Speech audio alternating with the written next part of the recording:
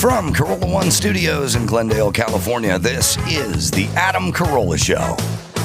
Adam's guest today, author Brad Thor and comedian Bassem Youssef. With Gina Grad on news and Bald Brian on sound effects, and now, honoring independence by drinking and masturbating alone. Adam Carolla. Yeah, get it on. Got to get it on. The choice was got a mandate. Get it on. Thanks for tuning in. Thanks for telling a friend. We love that about you, right, Gina Grad? That's right. And Bald Brian? Shit, yeah! All right. Well, remember I was complaining about full stop. Yeah. going to the Centurion Lounge and not being able to order a vodka soda water. Yeah. It is kind of funny when we step back and look at your complaints. You're like, Yes. hey, I'm going to the Centurion Lounge, not being able to order the vodka soda. Yeah, that's right. I remember you complaining about You do. Yeah. Which is also funny because soda water is way cheaper than a bottled juice that they pour in it. Yeah. So Because in the moment, you're like, yeah, fuck that guy who wouldn't give you your drink. And now you're like, well, why were you so upset? I was very upset. No, I wasn't very upset. I'm an atheist pragmatist. Like, I understand why certain things are rules in place, regulations. I understand the arrow that says turn left. We're trying to alleviate people stacking up and backing up and spilling into the left lane and clogging everything up.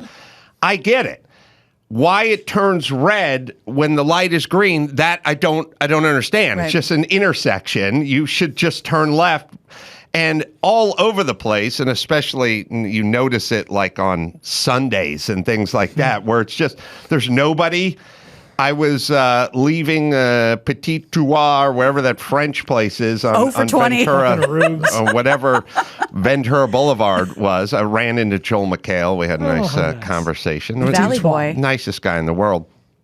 But when I was leaving, I was going down in Woodman and getting onto the Ventura Freeway, and they had the left turn and arrow red and no cars coming. Now, I would have driven right through it, but there was a car or two waiting there, and we just sat there. You lost your edge, buddy. And we saw nothing coming the other direction, and then the signal turned red, and then we just cycled, and then we just sat there. And my feeling is I don't get this part of life. I get the green part of the arrow. I don't get the red part of the arrow. I get the red part of the arrow in circumstances like, oh, it's the crest of a hill. It's around a corner. People are speeding and they're coming up the hill. And we've had a lot of accidents here because people don't see. We can all get behind that. We can all get behind it. This is Woodman just going into the San Fernando Valley. You can look a mile down the street. No one is coming. Why not? And then you go, what is going on? And then you travel to some place like Pasadena or something. It's like, oh, it blinks yellow. It blinks yellow. And then you go this other part of the city and, oh, there they've adopted this thing where it just blinks, where you just slow down and then you turn. And I go, okay, well, they understand what I understand, but why don't we understand what I understand? And can anyone explain this and why? No, but I can tell you, and maybe this is a harbinger of good news, as one who travels the areas of Los Angeles on the west side especially. No, I've seen blinking yellow arrows in both Culver City and Beverly Hills. Oh. Right. Well, so maybe they're seeping. Maybe they're seeping into it all started 25 years ago in your own Culver City. Right, with the green arrow or the red arrow. Leaving down Culver, I guess, or Venice or whatever it was, with the longest, straightest, 12:10 at night on a Sunday night after doing Loveline, and me going, why? Why are we sitting here? Cool your heels. People outside the area, this was before there were things. Like now there's things and people and foot traffic, and it kind of makes sense because you're like, all right, drunk people walking all over Culver tons Boulevard. of bars, There was none of that in 1999 or 2002 or whatever it was. That was 1995, 1996. It was a complete ghost town on a Sunday night. Look, you were in more danger sitting in your car in the middle of Culver Boulevard on a Sunday night at 12:10 than you were turning left. You could have gotten jacked. Anyone out there at that time was either Chris Penn or no good. That's so funny because I didn't know Culver City then. Culver City's like Disneyland. It's very hard for me to think about it that way. It is completely, they flipped the script.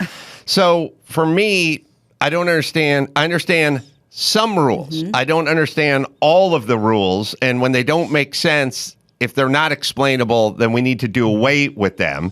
And so every red turn arrow, okay, let's just say 97% of red turn arrows in Los Angeles should be programmed to not go red. Yes. Go green and then go blank, and you may turn.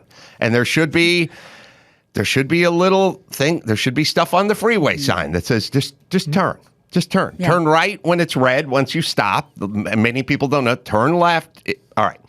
So the Amex Centurion Lounge. Wait, sorry. Before we do that, I have a way to do this, implement it, and get half of LA on board or more. Here we go. It's the new. You don't explain what it is. Will you sign this for the new Go Green initiative? Go Green. Go Green. And so good. Just stand in front of every Whole Foods and everyone will sign it. Harkening back to end the women's suffraging. That's right. Don't explain.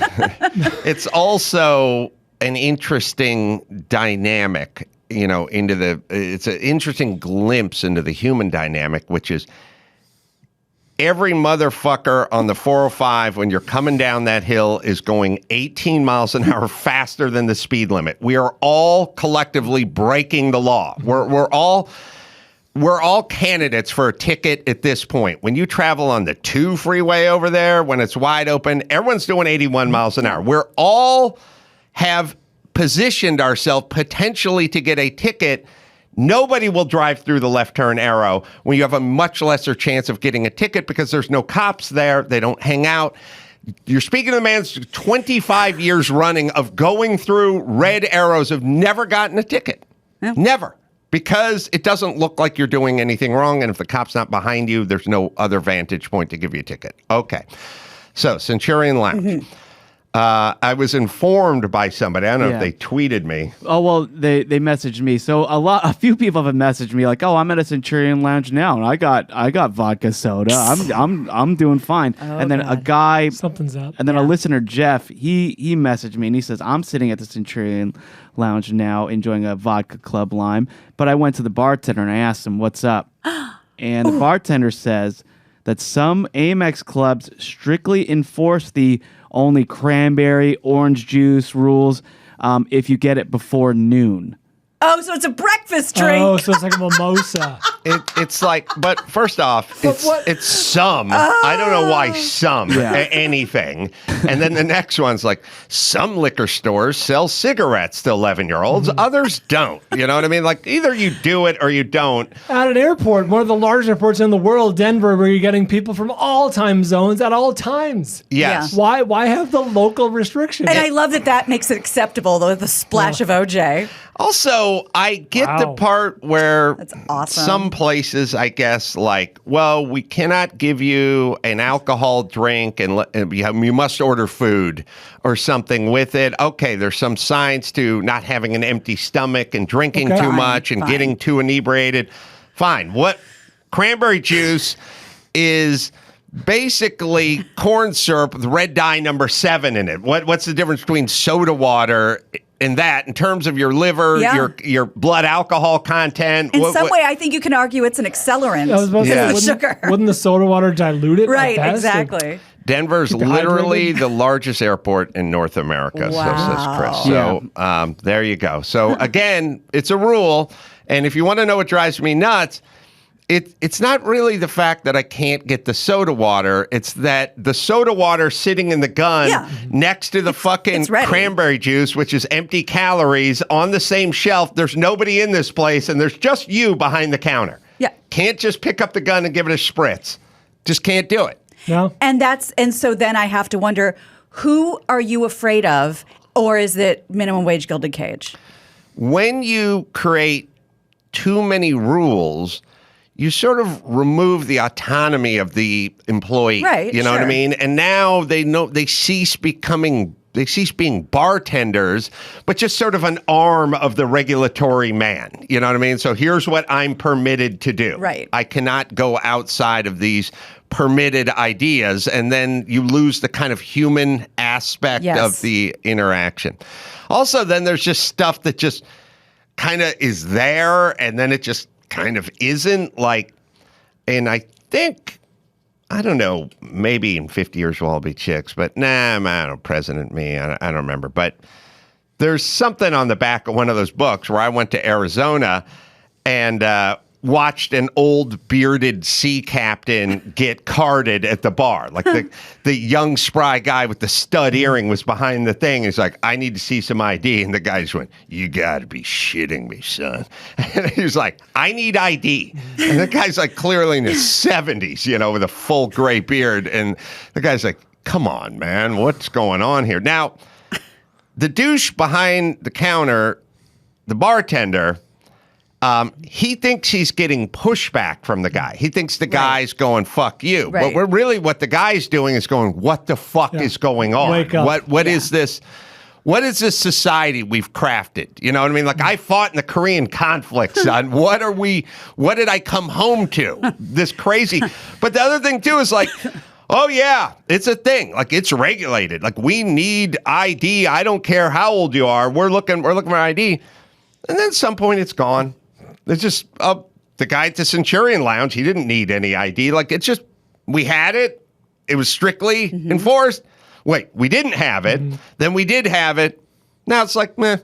Like, do you remember that thing where you'd go to the supermarket, go in there and say, I need ID. You're going to buy that bottle of wine. I need some ID. That was all the rage 10 years ago. And now it's kind of back to, Well, and I was just thinking that when it used to say, like, if you look younger than a certain age, and that was a big trope for a reason, because every woman would say, oh, I got carded. And that was like a funny, fun thing. And those days are over. Yes, the beginning part sounded good, yes. You know what helped bring around the end of this, I think? Self checkout kiosks. Yeah, you can't check out alcohol. You can, but the manager has to come over and and the guy's usually so annoyed he's not asking for an ID. He's like, yeah, good, you're good. Really? I've had that happen many times. Well, that's the one side of the coin of laziness, because at mine, they would just make you go to a regular. That's Ralph's.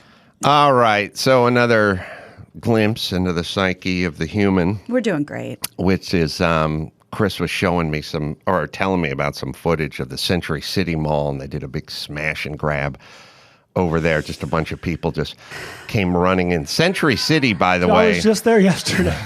What were you wearing? Yeah. That's right. You and your life. Did you have a black hood on? And this is literally just an army of... And that might be one of the nicest malls in all of Atlanta. It is. Yes, it is pristine. It is beautiful. Oh, they're getting onto the street. And who's chasing them? Nobody. Yeah. Nobody. So these are called flash mob robberies now, or flash robs. Do they have to dance? I was going to say, it was much more quaint. Yeah, so... Why should he? What's he going to do? Was it a Nordstrom's? Nordstrom. Yeah, very high-end, very nice part of town. You know, here's the whole thing. It's Nakatomi Plaza. There was also a smash and grab at a store on Ventura in the middle of the day in Studio City. Right. A jewelry store. Here's, and then it dovetails on this story that somebody sent me a week ago, but I think Dawson or Chris has it out of Chicago. Yeah, so Chicago cops now aren't allowed to chase you on foot if you run away unless they think you're going to commit a felony or like a big crime while you're running away. That's a gray area. Wait, Yeah. what if you're already holding the goods you stole? Doesn't they can't. But you already committed the crime. They cannot chase you. That's not a felony, though. So here's the thing. Oh, God. Chicago's doing awesome. City planners and folks on the city council and mayors and governors. Here's the thing about criminals. Criminals will take whatever we give them. Whatever the path of least resistance is, that's what they'll do. If a criminal is walking through a neighborhood and sees a door that has just a knob privacy lock on it versus the one across the street with a deadbolt, then he'll go to he or she. Thank you. Yeah. We'll just go to the one that's easy. And if they see a third door and that one's ajar, then they'll go to that one. Sure. And if you want to take your fucking computer and briefcase and set it in your car, then they might not even come into your house at all, because that'll be even easier. And if you leave it on the hood of your car, then they'll go to that house. They just work in terms of what's easy, like least resistance. So the word has gotten out that the cops aren't going to chase you. That is not the end of the story. We got to defund, and we need community policing, and I think West Hollywood just did this whole thing where they pulled some cops off the force and then now replaced them with unarmed community ambassadors. OJ's upset about that. Yes, he loved that. Okay, that shall then get you more of this, because that's how criminals work. You understand? They don't go to the hardened places; they go to the easy places. When you're crossing the border and you're smuggling fentanyl, you don't go through the hard places, you find the easy places. This is how all of life works with criminals. So keep pushing the message out there that we're defunding and we're not going to chase you, and then expect more of this, you fucking retards. How else is this going to go down? That's it. You said defund the police 10 minutes ago. We got 80% more crime. How is this going to work? I don't understand. I don't understand why this is allowed. So the reason that you can't you do the foot pursuits is because this is about a year ago, 2 foot pursuits ended with officers fatally shooting, one a 13-year-old boy and 2 a 22-year-old man. So because of those 2 stories, they think it's on the heels of that you can no longer chase people on foot for minor offenses or simply just because they run away. So if you're in Chicago and a cop stops, let's just flip run. the script. Hey, criminals, run away and you get shot. Let's see if that changes the narrative a little bit. Well, and then I think about Brittany Griner, who her trial, her quote unquote trial starts today. Oh, nice. And I just want to let's just tell Wait, who's she? Remember, she was the WNBA player that had that hash, whatever. She's in Russia. Oil. She's still in Russia. That's what I want to say. Let's slippery slope everybody. Would you like to be that? Because we can be that. We've been too nice for too long. Let's just go be that if you don't want to change your fucking tune. Jesus Christ, I'll be on the lookout for these fellas next time I'm at Century City Mall. There's another wrinkle to the West Hollywood defunding the police thing. In that same meeting, they also voted to keep their bars open until 4 a.m. So this is going to work out really well. Bad combos. All right. But they got the jumbled gay flag on the side of the cruiser. It's true. Never heard anyone talk about that but me. It's always made me laugh. All right. Look it up. It is the gay flag in cubes. It's like pixelated kind of. It's the shape of West Hollywood. Right. That's how they couldn't just put a gay flag on the side of the cruiser. It's not there for Pride Month. It's been there for 15 years. It's painted on. Yeah. What they do is they jumble it up so it has a shape. But again, people always say, well, what's wrong with that? That's their community. Yeah. That's who they serve. I go, all right, Glendale's 60% Armenian. Shall we put the Armenian flag on the side Axe of body Glendale spray cruisers? right there. Yeah. White Mercedes. Yeah, a Brian, little please. decal of a cigarette. Should we do that? I And if kinda like the it. answer is no, then it applies universally. And this sucks because like West Hollywood has often been considered like a really safe, really nice place to visit, really, fun, everybody's cool. And Family friendly. yeah, and now, it's going to be all fucked up. Well, the people that, the city council votes and it's, 4-2 or whatever it is. Look, if you're wanting law and order and they're wanting to have unarmed community ambassadors walking up and down the street, couple things. First off, I would do a very rigorous screening of that. And I wouldn't be checking for military experience or priors or DUIs or anything. I'd just be like, look, if you're gay, you can't do this. No. There's no possible way you're going to be able to resist. Oh. Drunken gay guys piling out of a bar at 3:55 in the morning. You don't get a boner. Walk them to the car. One thing leads to another. I'm sorry. Your shift Understood. ends at 3:45 every morning. That's right. All right. We got an airline captain, Oh. a major captain of a major airline on the line. Oh, I got to hear this. Who wants to talk about delays and cancellations? Adam, Boston, 54. Hey, guys. How you doing? Hi, Guy. All right, so you're captain on a major airline. We'll be the judge of that. What kind of equipment do you fly? I fly what's probably the most modern aircraft in commercial aviation now. It's called the A220. Actually, formerly called the C-Series Bombardier, but acquired by Airbus a couple of years ago. Beautiful plane. How many seats does it have? We have two models. It's between 109 on the 100 and about 133 on the 300. And so you fly all over the country. The plane doesn't go international, does it? No, we're strictly domestic based on both our configuration and some limitations that we have for radios and RAFs. Did they, just out of curiosity, back in the day, if you flew cross-country, flew L.A. to Boston or New York and even hopped a few to places like Denver, always on a big wide-body plane. Mm-hmm. Now, I get it, fuel, more expensive. But I kind of understood that the smaller planes just didn't have the range for those kind of hops, or I feel like they would have been doing them 20 years ago. Did they add a lot to the range of the smaller planes? Yeah, they did. I mean, part of it was just back in the day, and we're coming out of a regulated industry back in the 70s, where the economics of a lot of stuff didn't really matter because of just the way in which the industry worked. But as time went on, more competition, everything had to become more and more of an efficient operation. And my aircraft is a good example of this in that we have range that in some cases is probably even longer than some wide bodies, based mostly on the fact that it was designed this way. We have one of the most modern families of engines. It's a Pratt geared turbofan engine that just absolutely sips gas and burns probably somewhere about a third less fuel than even other narrow bodies in our same gauge. Pratt and Whitney, I think, used to be the company, or maybe it's just Pratt now. That's them. So but AOC wants an electric plane, so get on it, man.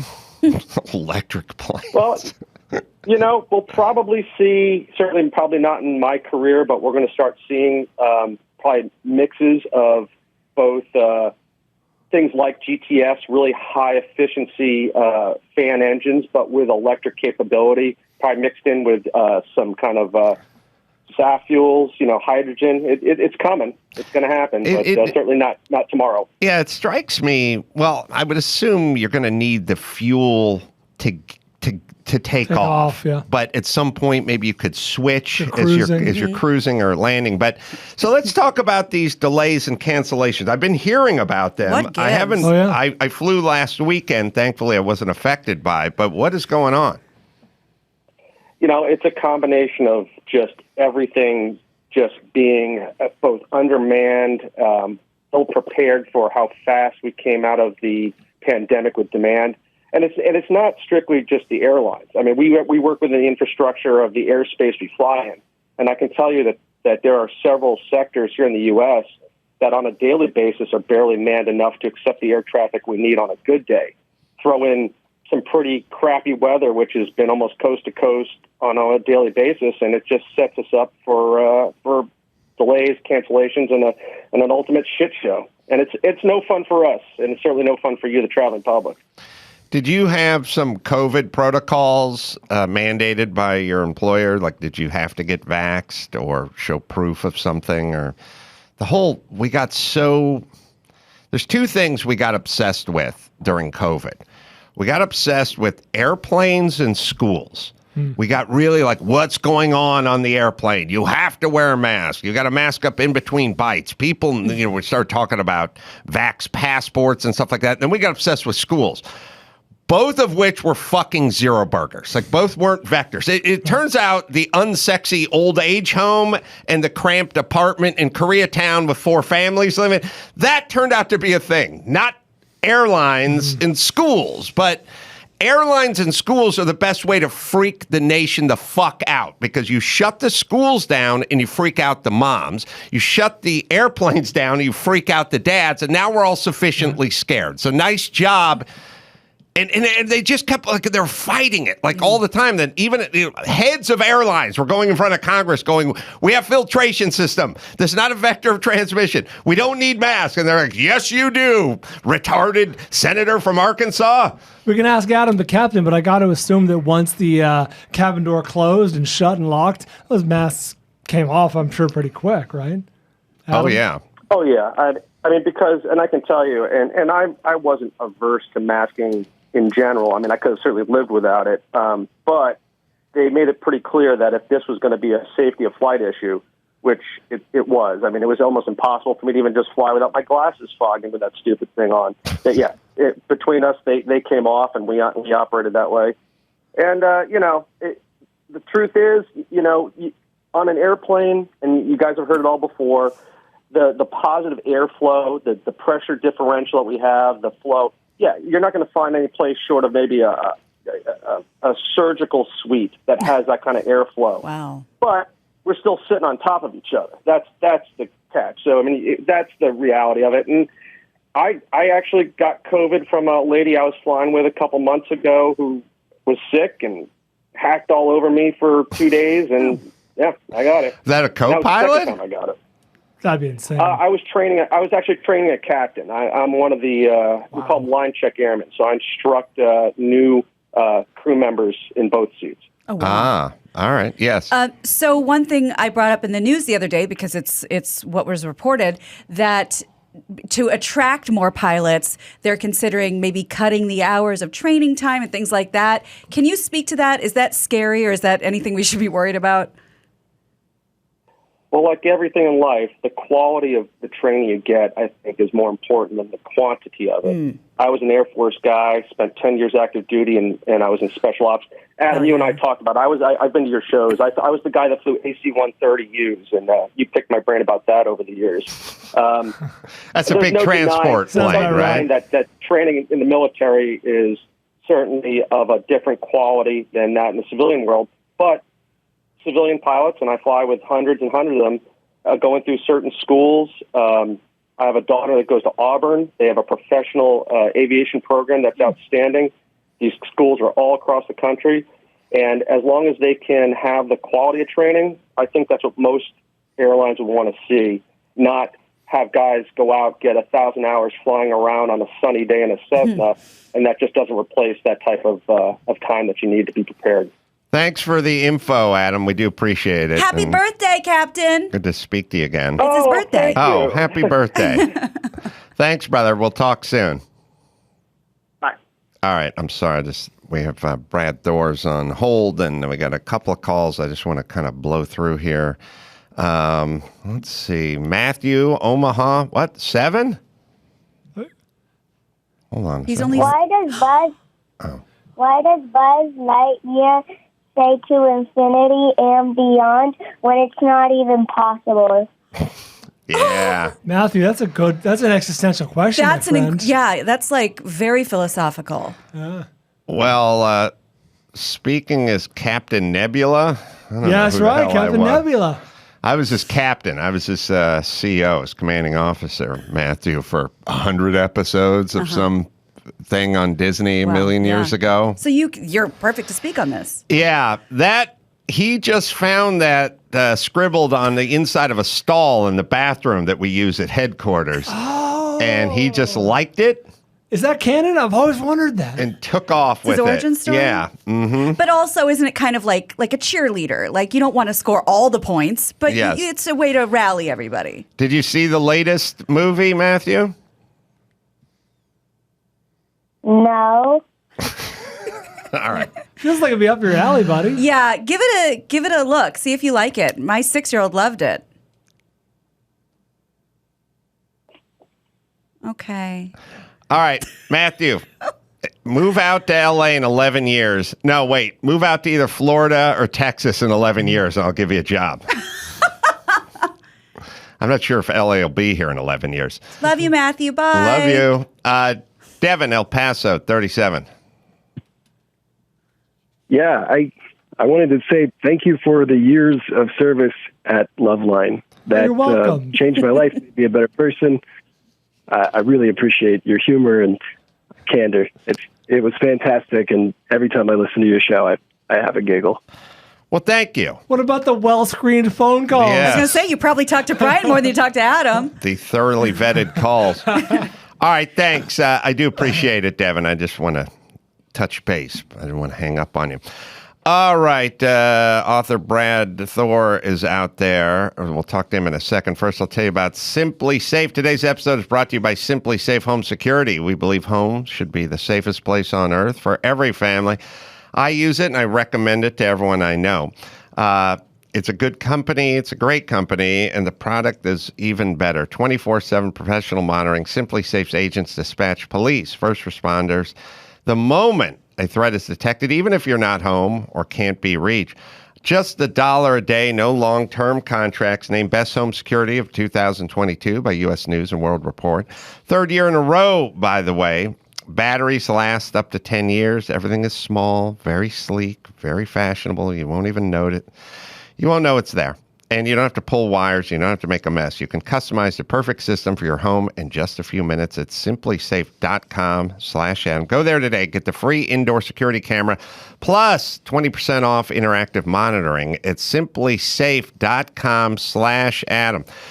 Well, amazing author Brad Thor is going to jump on with us. We'll talk to him about his latest project right after this.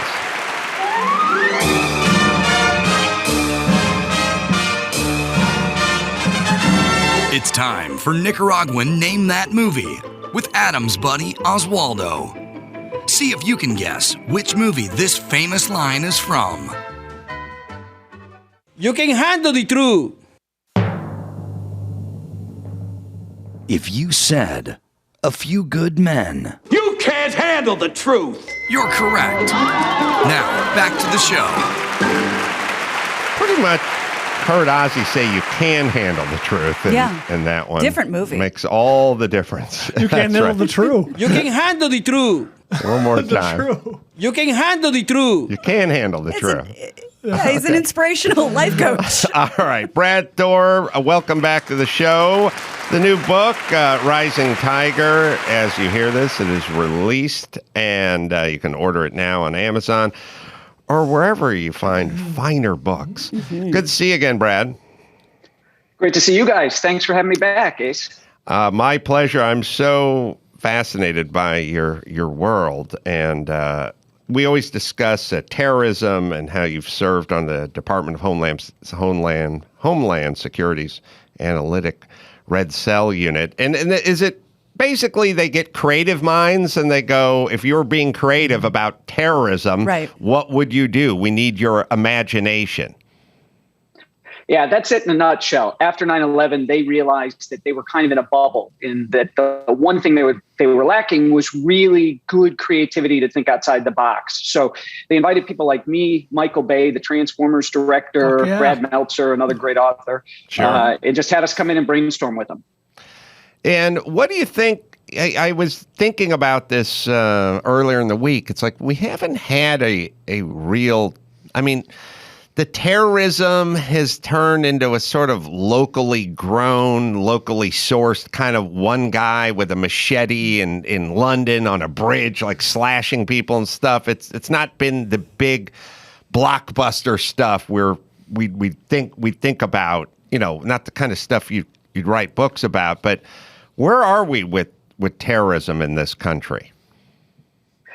You know, it's a little spooky when stuff goes quiet, which is basically what's happened. I was concerned at the beginning of COVID that they might start targeting hospitals, emergency rooms, and things like this while they were overflowing with people, or some of those outdoor tents that they were setting up in garages and stuff like that. I think the prior administration deserves a lot of credit for not being afraid to go after the bad guys and really degrading them, whether it was going after Soleimani, the big Iranian, and blowing him up with a hellfire in Iraq, or going after some of the ISIS people. I think they were very, very successful under the previous administration, helped clean it up a bunch. And from what I hear, they've still been aggressive with this one. They're just not going out and screaming every time they put points on the board. They're just quietly keeping the stuff clean and going out and getting these guys. Yeah, I want to talk to all the journalists who are like, Trump killed Soleimani. Now he's going to unleash the whirlwind. Now they're going to come after. No, there's just a guy who hated us, who killed people, who's dead. Once in a while, Trump can do something, and you can go, yeah, okay. Call it like you said. One less terrorist. They're going to move the embassy to Jerusalem, and then the Middle East is going to catch on fire, so says CNN. How about the follow-up story, bitch? Just tell me when nothing happens then. That's not news. Or just shut up. Just once in a while, you kill somebody or you move an embassy, and it just is that. That's all. And what they've done, they fucked up their own hand as it pertains to Trump, because we've spent 4 years of them going, he threw a roll of paper towels at a poor person during a flood. It's like he tossed a roll. Puerto Rico. You've turned that into something, and now I don't believe you when you're telling me the next thing is something. You wore it out. You went too hard with nothing, and now maybe something that's real. Everything I go, Cried wolf. Sorry, Brad Thor. We're not yawning at you. Listen, I like to make fun of people that were making Mitt Romney out to be such a monster. Binders full of women. Boy, he was the worst Republican ever. My mind is still numb over he said he had women in binders. He's binding women? Okay, first off, if you cannot disseminate things and put them into a context, you can't do news. You understand? That's a part of your job. Yeah. If you literally think Mitt Romney shoved women into binders, trapper keepers, then you can't do news, because life's going to be way too confusing for you. That story was, I get it. You're trying to make something out of nothing, and Mitt Romney's religious and he's squeaky clean. He's married to the same woman. Find something, but you can't manufacture things that don't.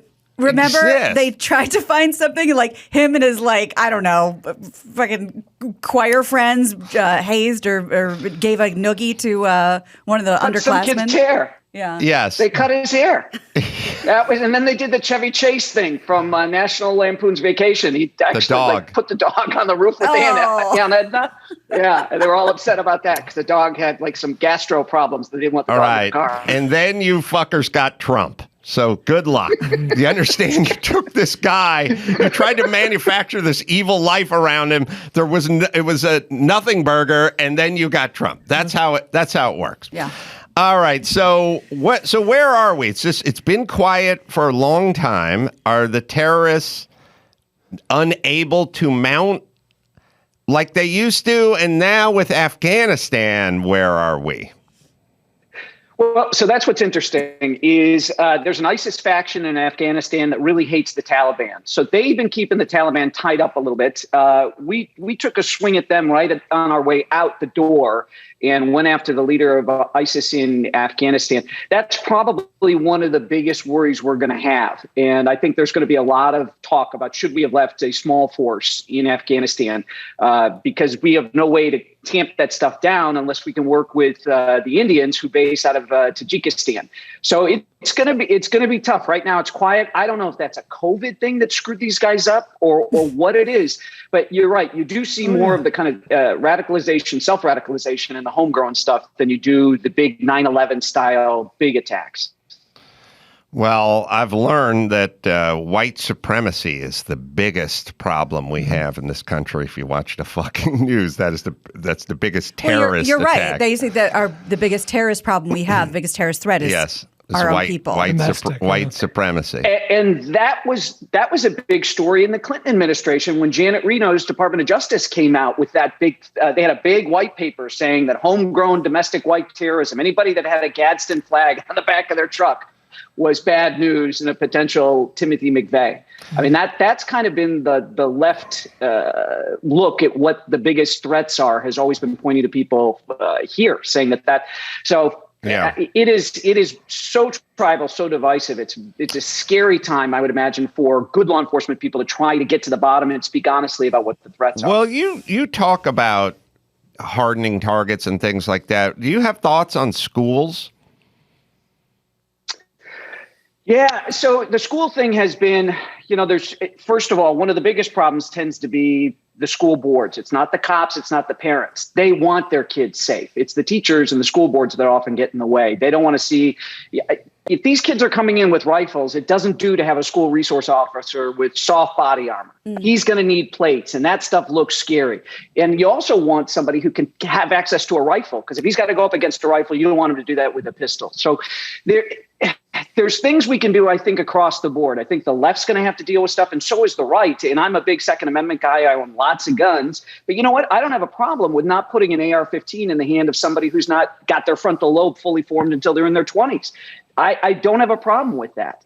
So I think there's tweaks we can make on both sides to make it safer. But if you look at lately where these school shooters have been age-wise, they're in their teens still. They're still connected to the schools in their community. And it'd be nice to get them out of that age-wise and put some distance between them and their schools, and maybe find some way to get these kids help if they need it. But, we used to say, what will the neighbors think? And now we don't even know the neighbors' names. So there's a lot of these people with mental problems that are falling through the cracks. It's not a wave the magic wand solution and you fix all this. But there's a lot of little things we can do, and we should be able to get together left and right and do those. Brian had a question. I did. I put two and two together when we were talking about the hysteria over certain events that end up being the fallout is nothing. And then you mentioned Afghanistan. I had totally forgotten, but there was a hornet's nest being kicked when we left Afghanistan. It's going to fall into chaos, and it's going to this and that, and the Taliban. And Brad acknowledged that it's pretty quiet over there. Is Afghanistan demonstrably worse right now? What's the fallout from that? Because I haven't heard anything since. No, so you are seeing that the Taliban are really cracking down. They're going back to kind of that 1980s style. We haven't seen any women being assassinated in the soccer stadium, but they are going back to, full burqa coverings, no girls in school, that kind of stuff. So it is slowly going backwards. But the problem with the Taliban the problem for the Taliban, they just had that big earthquake in Western Afghanistan. I think it's over 1,000 people sadly dead now. They need international aid. The Taliban cannot keep that country running at the level they need it to run without cooperation. So while they're trying to revert to kind of some of that old hardcore Islamic stuff on the social policy level, they do realize that they can't push it too far or they're going to lose all international support. So they're trying to walk a tightrope, but they're tilting further and further to the way they used to be. So I think we're not going to see it get better there. I think it is going to get worse. Who is their international support? China. It's just China? I don't know. China. We never stop talking about Putin in Russia. China is the problem. China, we need to fight. We turn a blind eye to whatever China's doing, whether it's Hollywood or the NBA or the Biden administration. We don't have a big beef with China. It's all Putin. We need China. Putin's going to be dead in 6 months, and he's a minor player compared to fucking China. China's taken over, and they are the ones we got to worry about. And that's actually what Rising Tiger, the new book, is about. Because I took something China did 2 summers ago. They sent soldiers over the Alps into India, into this disputed border region where the rule since 1996 is no firearms. So the Chinese soldiers came across, it looked like a scene out of Walking Dead. They had made their own weapons on their base. Iron rods studded with spikes, baseball bats wrapped with barbed wire, and they came over into Indian territory and massacred this group of Indian soldiers. I mean, they needed DNA testing to figure out who was who afterwards. But the Indians gave them a really good fight. It went on for 6 hours, just brutal, barbaric hand-to-hand combat. And in the aftermath of that, what's really, really interesting is India launched all these reprisals, not like shooting missiles into China or anything like that, but they kicked all the Indian apps out of their app store. They said no more TikTok, no more WeChat, none of the stuff that Chinese you guys have been apps. using to collect. I'm sorry, Chinese apps? Chinese apps out of India. Right. Yep. By 2026, there's going to be 1 billion smartphone users there. So it really hurt the Chinese tech sector. And when I saw this thing in the news 2 summers ago, I said, you know what? This is a really wild part of the world that nobody set a spy thriller in before. We may be the world's oldest democracy, but India is the world's largest, and they make for a natural ally for the United States. So with Rising Tiger, so I wanted to spin something in there. What would happen if we tried to set up an Asian version of NATO and put India at the center of it? It would drive the Chinese crazy, and what might they do to try to stop it? Oh, wow. Here's what kind of my take, and I know little to nothing about world affairs, certainly not to your caliber, Brad, but go on. It feels to me, if anyone's ever been in one of those situations where they're this like paying the interest on a credit card or something, and you know it's bad, but if you default, you'll go bankrupt or whatever, and we know we wish we could pay it off and break free and whatever, but we just keep making those payments. Like, we're so intertwined with them financially that we make the proclamations, the moral proclamations, like what's going on over there with the Uyghurs, and this isn't right, and they shouldn't be, they're expanding in Taiwan and everything else, and then we go, yeah, but we just kind of need the eyeballs and the NBA and stuff like that. And how cheap do we want our goods? And each day we just sort of look the other way. They grow just a little. It just gets a little more intertwined, more people dependent, more nations dependent on them with their bridges and roads program, or taking over Belt and Road, taking over more of Africa. And we just kind of go, I know, but it's okay now. Well, you'll appreciate, Brad, please, if you can, help me out on this, because I'm half educated. Maybe between us we can have a full education on this, but this may thrill you, Adam, and maybe it's it's encouraging. A lot of movies, Top Gun included, recently have basically given the finger to China and not releasing in China, and not remember the thing about changing the patch. They didn't do it, and China banned the film. They're closing in on $1 billion without China. We're good. Spider-Man: No Way Home, Marvel is all over they're the biggest studio in the world right now, and they're giving China the finger and just releasing their films as they want. Yeah, that's really the question I've said all the time. It's sort of like, okay, we need China, but it's like, China, don't you kind of need us? I'm not seeing a lot of big-time creative content, blockbusters coming out of China. Maybe we flip the script. Go ahead, Brad. Can fill in, where I'm wrong. So that's the green shoots. That's the optimistic tone I was going to strike here. Is you've got Sony, when China said, we want you to airbrush the Statue of Liberty out of Spider-Man. And Sony said, no, go pound sand. We're not doing it. Originally, they had taken the Taiwan and Japanese patches off the back of Maverick's bomber jacket, and there was such an outrage that came out on the internet that they put them back in. And you know what happened? There is this company called Tencent in China, and they were a big financier of Maverick, and they pulled out. They said, listen, we're just afraid the CCP, the Chinese Communist Party, is not going to like this movie, so we're out. And they said, fine, get out. We're putting the patches back on the jacket. So what's happened in Hollywood up to this point is that people were self-censoring, hoping their movie would get into China. So everybody in Hollywood was making movies that were acceptable to the Chinese. Now that's starting to turn, and that's a good thing, because we should not be self-censoring just so we can get that box office. Kind of like Scientology. Yeah, right. You know what I mean, like they put up a fight, but you call their bluff, and it's over.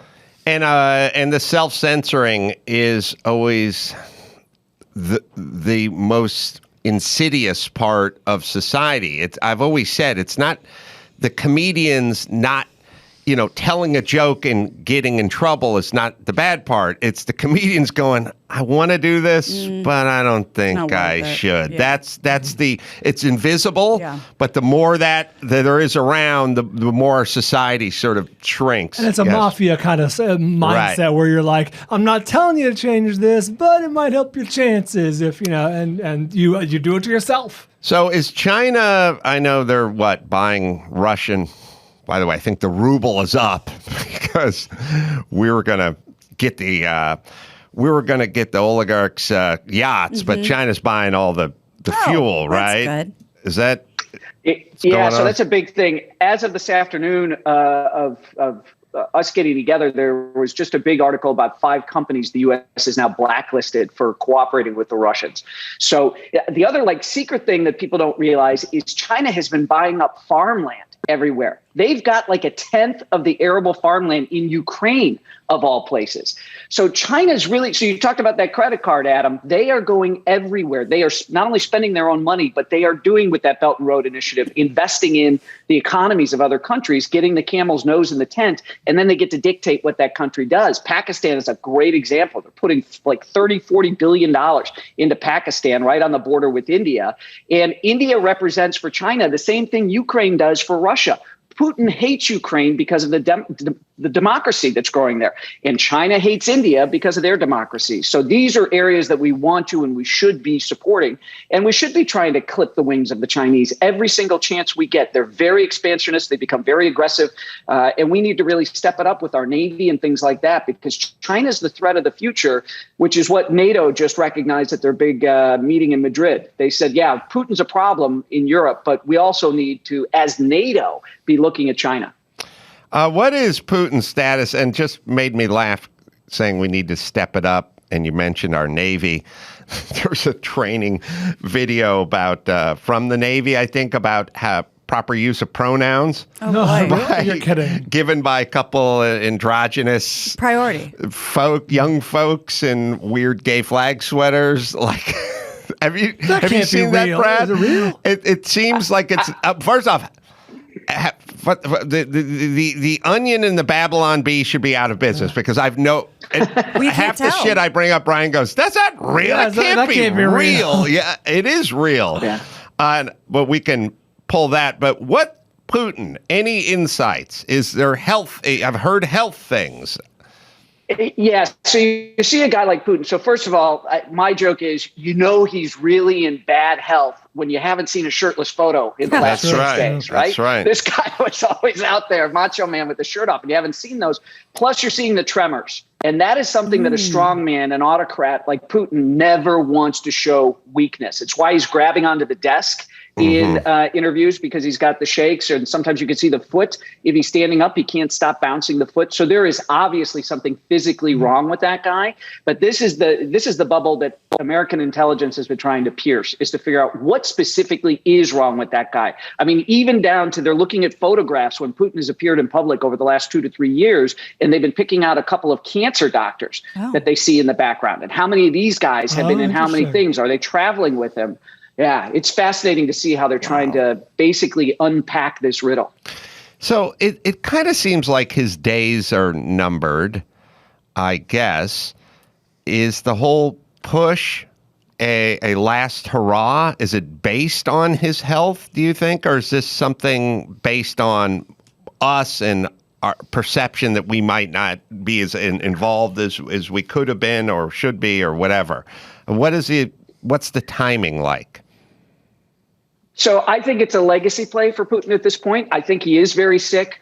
I joke about the shirtless photos, but that was part of his image, this macho, strong guy. So to appear in public and have a visible tremor is not something this guy would ever want to show. But because there's been so much public speculation on his health, he can't hide and not go out in public and not be seen on TV. So he's got to try, whether they tranquilize him a little bit or whatever it is they're doing to try to mellow out those tremors, he still needs to be seen in public. So there's this whole Peter the Great thing. Is that his kind of goal? Is he trying to re-knit Russia in such a way that he's now, like I said, legacy play? It's what's going to happen in the history books. But it's backfiring on him tremendously, because you see now Sweden and Finland are coming into NATO. So he's actually made it worse for Russia, if you believe his not wanting any more encroachment from other countries joining the North Atlantic Treaty Organization.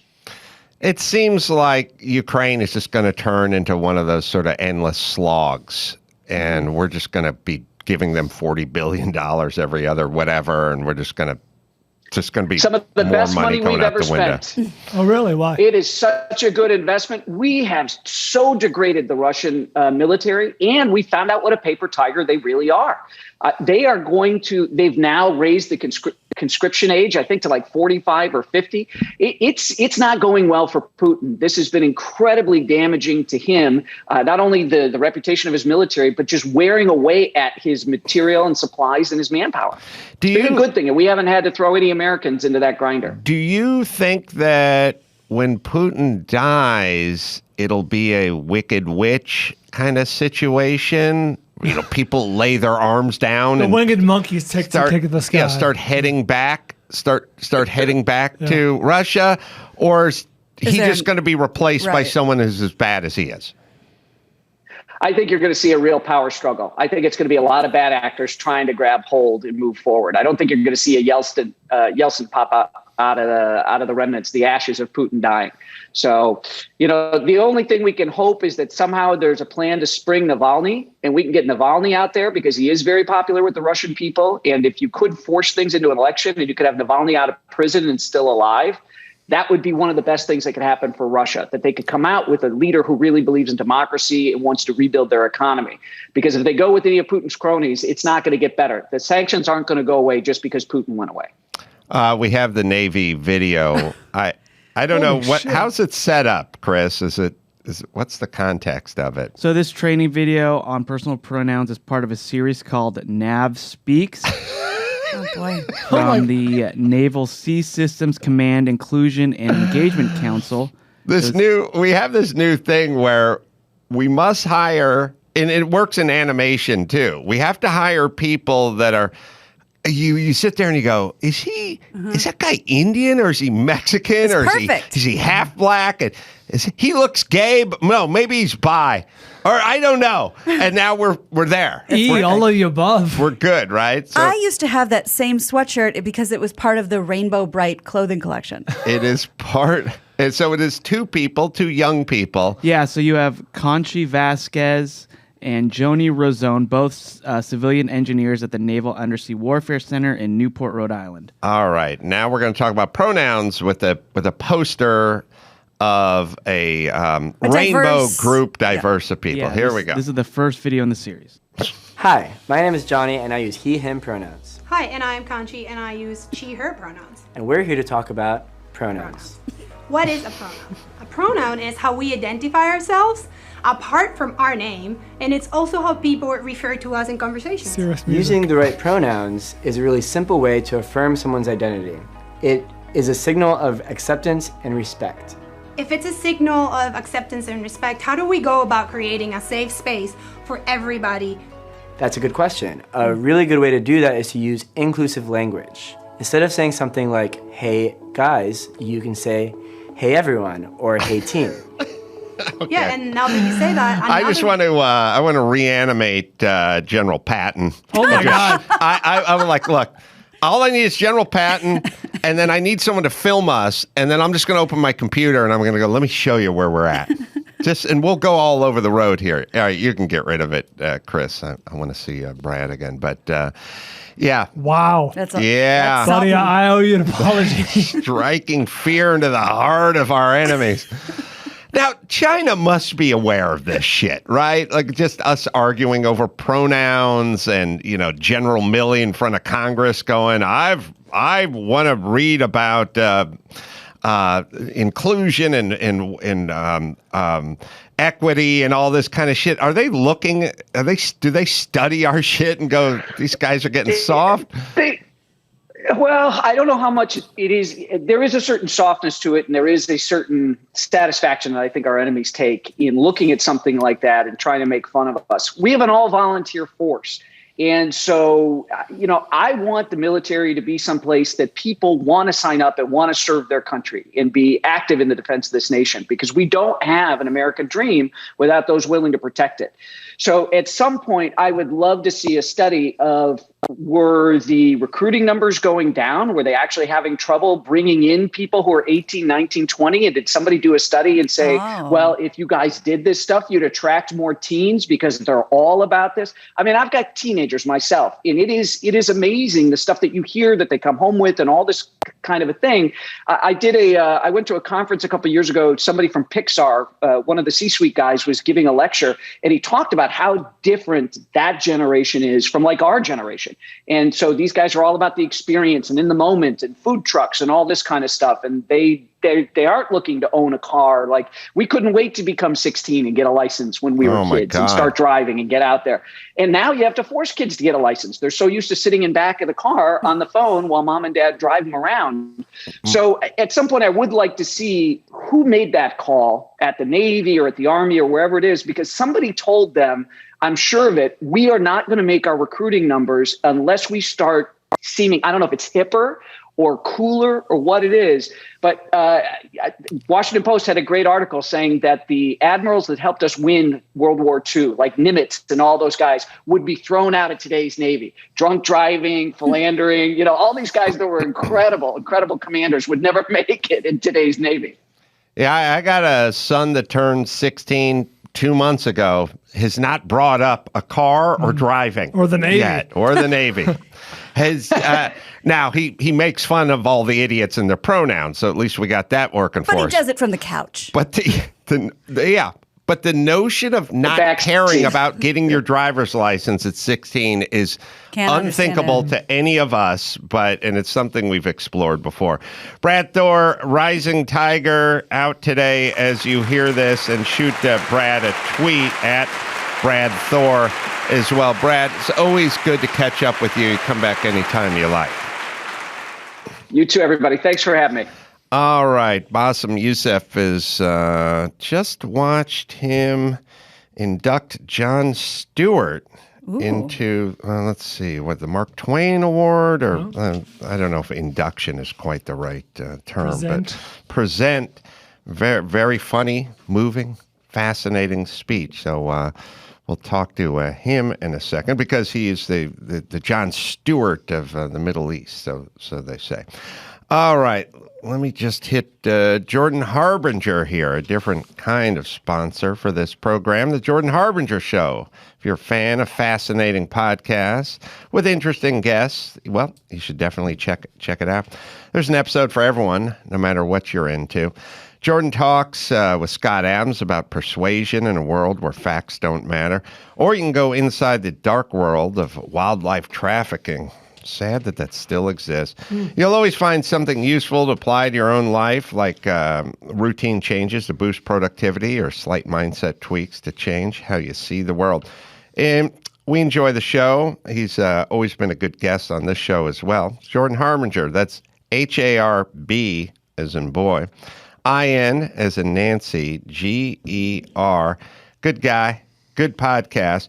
It's the Jordan Harbinger Show. Apple Podcast, Spotify, wherever you listen to podcasts. All right, we'll bring Bassem in right after this.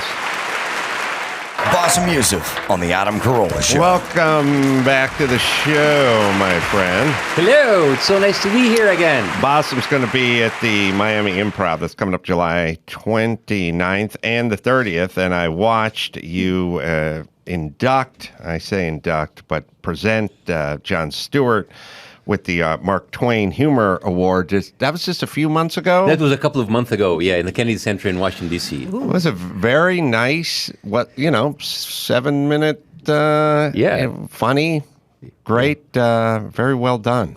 Thank you. First of all, to be there in the presence of, it's not just like Jon Stewart, it's like Dave Chappelle, Jimmy Kimmel, Steve Carell, Ed Helms, Olivia Munn, Samantha Bee, all the people who worked with Jon Stewart and Bruce Springsteen was there. Boy. So I was there. It's like, what the hell am I doing here? But here's the thing. I was the only non-American. The only non-American that took the stage and talked to Jon. Wow. And I think what I brought to the table that was different is that everybody who took the stage, who talked about Jon Stewart, you talked about how is it working with Jon Stewart, his impact on American humor, American politics. I was just like, guys, you're talking about his impact on America. You don't understand about his impact outside. True. And that's kind of what inspired you, right? Yeah, because it was true. When I was watching, I didn't understand what was he talking about. What when is a Republican? Were you in Egypt? Yeah. And at that time, it was just like all pirated stuff on YouTube. So thank God. So we were watching this stuff. So first of all, before YouTube, because YouTube came 2005, 2003, I was watching him on the Once Daily Global Edition on CNN. Mm-hmm. So I waited every Saturday for that 1 hour, and I didn't know who is that guy and why is he on CNN and what is coming. I didn't understand all of that. So for me, that was an educational experience about what is happening in America. And for a very long time, and I'm sure you heard this a lot, like a lot of people followed politics from the Daily Show. Yeah. Which is amazing and sad in the same way Yeah. that you get your news from comedians. Well, he used to have that promo for his show Yes. saying a lot of, we've heard, 97 whatever percent of people get their news from here. All I have to say to that is don't do that. Don't do that. Don't do that. Yeah, John's a really nice, interesting. I mean, everyone knows he's interesting, but he's very soft spoken. He's very Thoughtful. genteel. Yeah. He's also. I mean, last time I think me and Jimmy went to his apartment in Manhattan and had pizza with him or something a long time ago. But the big thing back then, because we have the same agent, John was thinking about getting a new Jeep Cherokee, but kind of worried that it was too big a ticket item price and was probably not going to get the leather interior. It's just like, what? There's too much detail. But I'll tell you something about John. John came to Egypt. Oh, he right. came to my show. He did, because you said it in the speech. Yeah, right? I told him, like, I promise you I'm going to do the biggest show, but if I do that, you will have to come. He said, I'll come. So I said, all right, he's going to say that. So at that time, he was in Jordan. He was filming Rosewater, if you remember. Oh, the He was film, just like, yeah. right, he was The just like African right next to us, next door. And I told him, John, I'm here. And there were like turbulence in the streets. There were like tear gas. We were smelling tear gas inside the theater as we were working. And I told John, like, do you come? Because the State Department said, like, don't do it. Like, and he came. He came on a special, like, he actually had like connections because he was filming in Jordan. So the royal family gave him a plane and he came to Egypt. And I remember him after the incredible reception that he had on the show. Like, people went crazy. It was like, I was like, Jon Stewart, people were, and he told me, it's like, I could have never imagined that a short Jewish guy from Jersey would have that kind of reception in the middle of Cairo. And it was incredible. We took it to the pyramids, and his impression is like, I could not stop eating. Everywhere I go, people are just like stuffing food in my mouth. This is what we do in the Middle Eastern. And it was one of the most amazing experiences ever. And for me, that was validation. I said, like, you know what? You can cancel the show now. John came to my show. I don't care. You look to be in amazing shape. I know you went vegan or vegetarian a few years, for 9 years back. Yeah. Looks like it's working. Yeah. I always want to know when someone is, looks like they're in great shape and they doing a certain diet. I always just kind of ask breakfast, lunch, and dinner. I'm always curious, like what. Oh, and some people now say I skip breakfast, but I just mean, what is your dinner? What is your lunch? Well, for me, it's very simple. It's oatmeal, blueberries, fruits, vegetables, and for my big meal, I just like put a salad and put all kinds of like tofu or seitan or all of like the protein because I work out. But I want to talk actually more about what I talk about, like the philosophy of this all, because it is vegan. The word vegan has become problematic because it has been attached to many people who are a little bit militant. So now people get annoyed. There's actually one of my jokes is like, hi, my name is Bassem. I'm Arab and vegan, which makes me scary and annoying. So, and as much as I believe in the cause, it's just like a lot of people make this as a more of a militant cause and they shame people. For 40 years of my life, I ate meat. So I have absolutely no right to tell you, oh my God, you're eating meat, you're a murderer. As much as I believe in the animal rights for everything, but I do it more for health. Mm-hmm. And my approach to this is different. So a lot of people tell me like, all right, so convince me to go vegan. So you have 10 minutes. Like, no, I can convince you in 10 seconds. It's like, really? It's like, what? It's like, well, do you eat meat? It's like, yes. Do you like it? It's like, yeah. Are you good? You're feeling good? It's like, yeah, it's like, good for you. That's it. That is the end of my conversation. Because for me, it's not like, oh, you have to be vegan. It's like, if you have a medical problem, try it. And if you can go cold turkey, try to skip the dairy and the red meat and see how you feel. If you feel good, skip the chicken. If you feel good, skip the fish or the eggs and see how it goes. And if you go full vegan and one day you crave a burger, go for it. It is not a cult. I'm not going to put you in vegan prison. This is the problem of everything right now in our conversation. It's very polarized. It's either this or that. No, it's not black or white. It's a lot of gray area. And a lot of people try it and they feel good. It's like they went back and then they want to. It's just for me is, how do you feel? I am a big believer that a plant-based whole food diet, not vegan, because vegan entails so many things. We all know the fat vegan, the bad vegan. They are vegan, but they eat bad food, and they end up like processed food. French fries is vegan, sugar is vegan, Oreos and vegan, Pepsi and Coca-Cola, they're all vegan, but are they healthy? No. Plant-based whole is like fruits and vegetables and beans. And I believe that plant-based whole food diet done the right way can reduce your inflammation, can reduce your recovery time. They can help you reverse so many chronic diseases. I just finished a show. I was filming a show in Abu Dhabi in Emirates.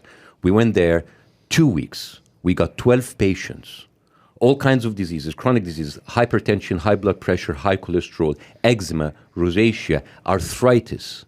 And they all dropped their medications in 2 weeks. Oh my God. By just doing plant-based diet. For me, is like, what is good for your health? If you can maintain health with a little bit of meat and mostly plant-based diet, amazing. You know, and if you are a carnivore and you are a Superman, good for you, man. Who am I to judge? But I think the problem, it's funny, I used to run into this just from a philosophy. I'm very much into kind of a balance. You know, it's not about all this or cut that or stop this, you know, and it was always, I always saw it early with New Year's Eve, you know, and after New Year's, no more, you know, whatever the proclamation was. How long did that last? And I was always like, why don't you just start pecking away? You know, it's March. Right. Why don't we just start pecking away at it now? Like, okay, you smoke a pack of cigarettes a day. Why don't we get it down to half a pack? And there was like, no, I'm waiting. But I always knew they were kind of lying to themselves because they didn't want to start or stop whatever it is they were doing. And then it becomes a sort of a religion, and then proclamations are made, and then people get turned off, and it's that kind of thing. And it was like, then people go, oh, I had a pork chop, and now it's on. Don't have that. Just go, I had the pork chop, or whatever your version of that is. Could be a drink, could be something to do with exercise, whatever. And then go. And go back on your just real go path. back. Just go back to it. Again, that's why we have Sundays. I do not need to renew my vows with broccoli every week. Right. And by the way, here's a secret. I cheat sometimes. I would eat sushi every now and then. I will eat a little bit of cheese every now and then. Oh my God, is that? what have you done? What have I done? Are you raw? Is that my confession? No, not raw. Okay. No, not raw. So it's really. And if I eat a little bit of cheese because I miss it, I just like feel it in my body. I feel like I'm a little bit inflamed. It's like okay, that was a bad decision. It's a good reminder. But it's a good reminder. But I go back. It just the whole idea. I think I don't know if it's so because of social media or everything. The world now is just full of absolutes, of ultimatums. It's either this or none. It's that or bust. And it is not a way to live. Well, the problem, and I always kind of think about this, there's no place to live in the middle anymore. I always kind of make the metaphor of you're either safe on the beach or you're safe beyond the breakers. But living in the middle now just gets you pummeled, you know, sort of being nuanced or going, well, I can see the point of and that side and whatever. We have no room. You must declare a major politically, but you must do it with food as well. You must do it with a team. Like we're living in a world where you have to be this or be that. And that has nothing to do with reality. Humans are much more nuanced than that. Absolutely. And it's even worse in politics. Yeah, it's a fool's errand. If you try to have like a decent conversation, like, you know, and that happened to me in Egypt, you know. The Islamists hated me, the pro-military hated me, even the revolutionary hated me because you have to be like 100% or no. It's like, if you are trying to find a middle ground or try at least to do it your way, it's nothing. It seems that I think social media has a big way over it. It's like polar, because we all used to see that in sports. You are with your team no matter what. Okay, all right, I understand. But the world politics, world matters is not sports team. Where do you? I've just something I don't want to forget. We got the diet part, but cold. I like the cold dunk tanks. A lot of people are doing the infrared sauna, and they're doing hot, and they're doing cold. Somebody tweeted me something that, you know, people that were exposed to cold had a lot less health issues or inflammation or whatever it is. Are there other parts of your regimen that you're exploring? Here's the thing. I call this the fancy gimmicks, you know, like the sauna and whatever. On daily basis, what is the one thing that you can control is what you have on your plate. That is something that's sustainable. You can do it, and it's you can control it. You're going to eat anyway, so you might as well make a good But the thing choice. is, like, how many times can you go to a cold chamber or like a red? It's just, and that's the problem. I think I'm sure there are health benefits to all of that.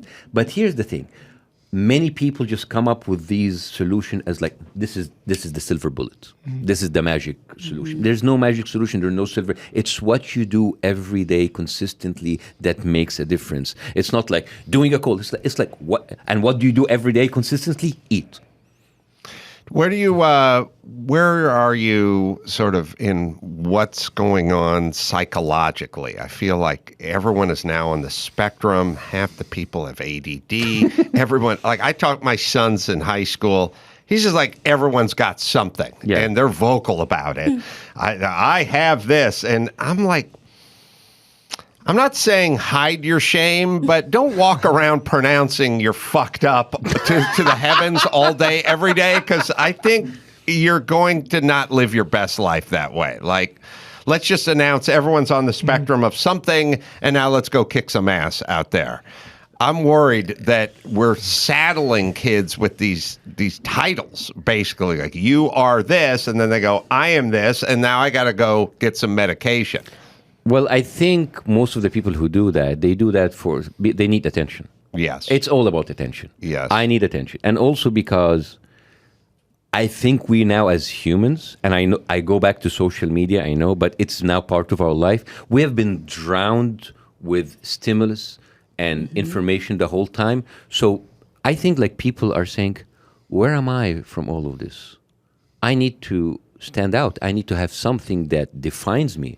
So I have this, I have that, I feel this. And I don't blame them. I think it's more of a cry of help, and they need attention. Sometimes people take it too much. Maybe because we are from an older generation. Yes. I'm almost 50. So we are used of like nobody giving a shit about us. So nobody gives like a crap about us. We don't care. They don't care. So we're used to that. But like, I think like younger people, and I'm not trying to like this on younger people, they grow up in an area where everything is about attention to videos and reels and tweets and whatever. And people's like, where am I in all of this? Right, I am unseen, but we are used to being unseen. Seen and I was told seen and not heard. Like that was a child. You could be seen, but zip it. Here's a concept I've never had before. Let's hear it. And I shall share it. These damn red turn arrows. No. What? No. Well done. Okay. Well done. No, here's a new concept, right? I've been thinking about this, like what's going on with these young kids and these proclamations. Now, when I was a kid, and all kids do this, and they would historically, which is you ever get a couple of 9-year-olds together or 13-year-olds together, and somebody, it's like the scene from Jaws. Somebody goes, I got this scar when I was at my grandfather's farm 2 summers ago, and I was helping move, and then the wire cut, and then within 4 seconds, somebody goes, check this out. Look at this. Here, I fell off my skateboard, and they go, there's a kind of one-up then. And you find yourself sitting there going, God damn, I wish that I'd been thrown off a 3-story building and lived to talk about it or whatever. Like that, there's a kind of a thing. Wasn't that Lethal Weapon too? There was a version of that. That's why people now go do tattoos. Right. It's like, look at that tattoo. Yeah. It's a kid thing. It's a human thing. All you have to do, look, you say to anybody, my dog died 3 days ago. My dog 14 years ago. I have to put Bowser down. It's like, I get it. There's no such thing as you telling someone, my dog died, and I'm feeling a little down about it without them going, my dog died. I spent more time on Facebook telling other people I was sorry for their loss when your I dog said, I'm really sad today. Bring up. Oh my God. I could have been coming home from the vet after putting my dog down, and if somebody asked me, I'll go, they're thriving. They're doing marvelously, because all you're going to do is get stories about when people had some. By the way, could we cap those at like 9 years?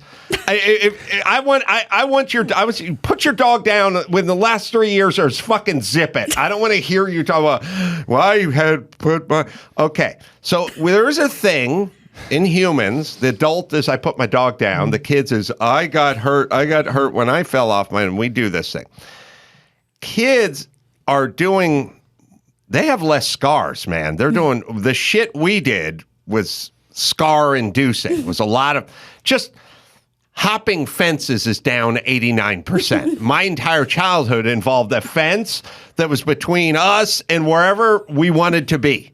And it was just a constant traveling over the top of a fence. We all got tetanus shots. I'm sure it's some yeah. You have to. Climbing the fence. In Egypt, all we did was like play soccer in the streets while cars were passing. Right. And if it wasn't that, chucking dirt clods and rocks and anything, everything was a projectile. We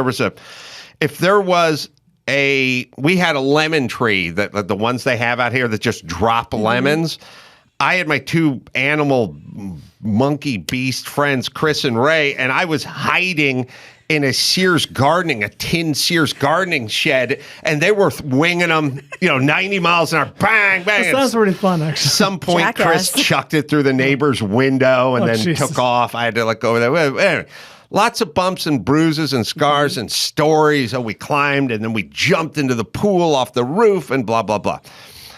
Kids, they don't have those stories, but maybe the emotional stuff has become their story. Like, you have ADD? Oh, because I'm on the spectrum as well. And I have OCD. I have a little bit of autism and OCD, and I have a little bit. So now we're trading war stories, but no one's been to war. Yeah.